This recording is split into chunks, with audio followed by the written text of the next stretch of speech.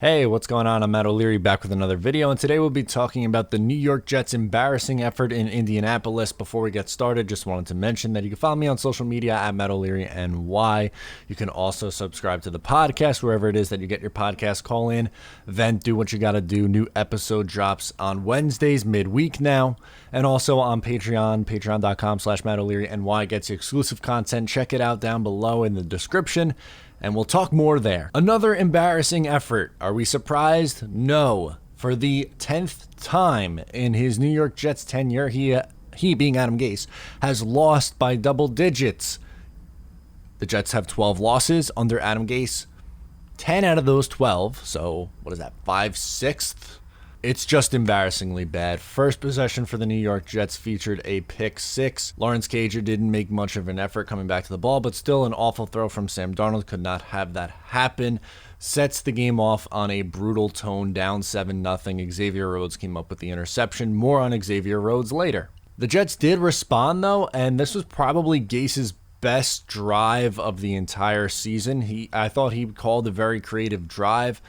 There were two backs in the backfield. There were designed rollouts, like getting Sam moving. This was something that I wanted all year long and thought would be a positive. And to this drive, it worked. And we got an unbelievable play to cap it off from Sam Darnold, breaking essentially 3 tackles, throwing on the run to Braxton Berrios in the end zone for a touchdown, tying this game up at 7 apiece. Finally, the Colts get the ball, and they just start marching down the field. They are moving it at will. Jordan Jenkins goes down with an injury. He would return, but definitely an edge presence that the Jets need because really they don't have much of an edge presence. Franklin Myers might be their best edge rusher, which is saying something. He ended up leaving the game with an injury, just completely decimated.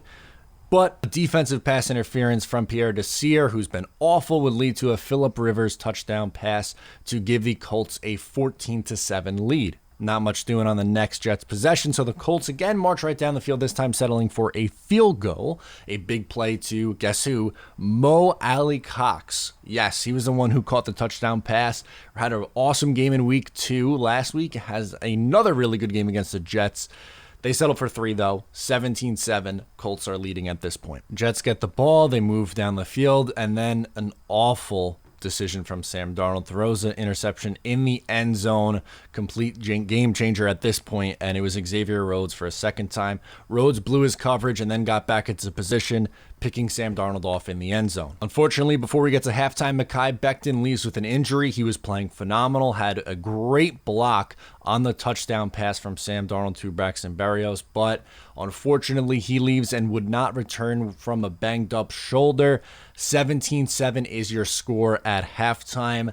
Rodrigo Blankenship missed a field goal chance at the end of the quarter to put the Colts up 20-7. He misses, but they get the ball back to start the second half. Colts punt. The Jets defense looked okay on this drive. They really didn't have much going on.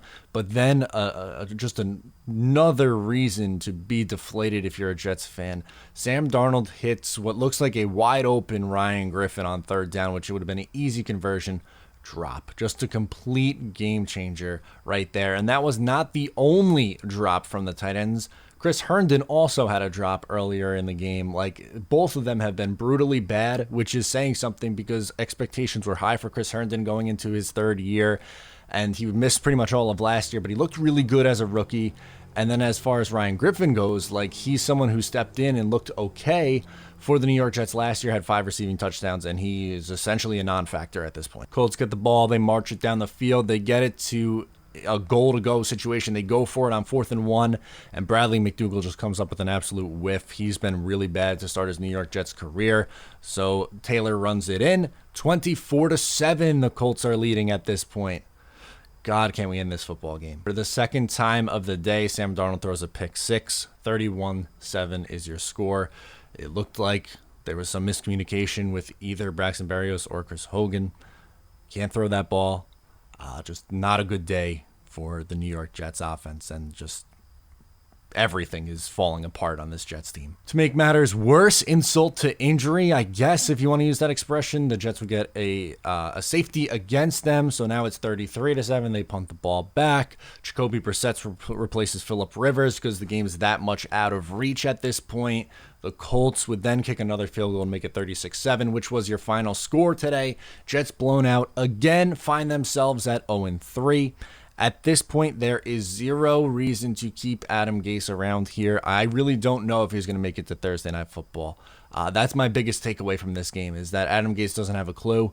Yes, this has been known pretty much since the hiring, but today was just another example of this. Down big, they were just running the ball. They gave up in the fourth quarter, which is just embarrassing.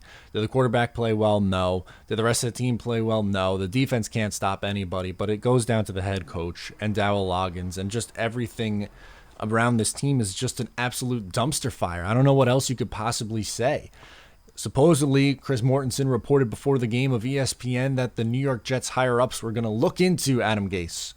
Well, after this performance, does he make it to Thursday Night Football? I thought, okay, if the Jets look bad and lose their next two, Friday after Thursday Night Football, you move on, and it looks like Greg Williams and Jim Bob Cooter could take over for the final 12 games. Well, I really don't know if you can continue to trot out Adam Gase at this point. That's how bad this team is. They are a disgrace. In the first 3 weeks of the year, they look like the worst team in football. The quarterback has not improved under Adam Gase. There are still flashes of brilliance, which is part of the reason why I would like to see him with a real coach at some point. But this is just really bad and really embarrassing, and there's not a whole lot else you can say. You sit there and watch, and you're pretty much numb to it on Sundays at this point. Like, am I upset? Yeah, obviously I'm ticked off. I'm not happy about it that the Jets continue to lose, but it's not the same kind of pain. It's a numb pain at this point. It's not a deflating loss. It's just a embarrassing effort week in and week out, and I just don't know how much longer you can continue to roll out with Adam Gase. The team does not look like it's ready to play with him. Gase did not once in the second half of that game go over on the sideline and talk to Sam Darnold. There were multiple shots of Sam Darnold standing by himself. Where's Dowell Loggins? Where's Adam Gase? This is just like football 101, and that's part of the reason why not having a quarterback coach is a bad decision, because when your young quarterback is playing bad, you need someone to go up to him and talk him through it. That wasn't happening. How many shots did we see on the sideline of Sam Darnold standing by himself, holding his shoulder pads like this with the Jets hat on? How many shots? At least 5 in the second half. At least. You tell me you can't get somebody over there and talk to the kid? It just looks that like Adam Gase, all he cares about is just giving his guys as many touches as possible. How Frank Gore was still getting the ball in the fourth quarter is beyond me. This is just a recipe for disaster, and that's how you continue to lose by 20, 30 points each and every week. He's lost 12 games as the New York Jets head coach, and 10 of them have been by 2 possessions or more. It's disgraceful. It's truly a disgrace, and like I said, there's really not a whole lot else you can say.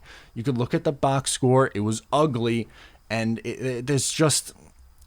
How do you expect a better effort against Denver? Denver's losing pretty badly to Tampa Bay right now, but I don't know. This looks like the worst team in football. I don't see how you could possibly be confident in the New York Jets winning this game on Thursday Night Football. You'd imagine they would have to be better than this, but you thought that after the first 2 weeks going into week 3. I don't know what to say anymore. I really don't. Let me know in the comments what you think, because I'm at a loss for words. Subscribe if you're new to the channel. I'm Matt O'Leary, and I'll talk to you next time.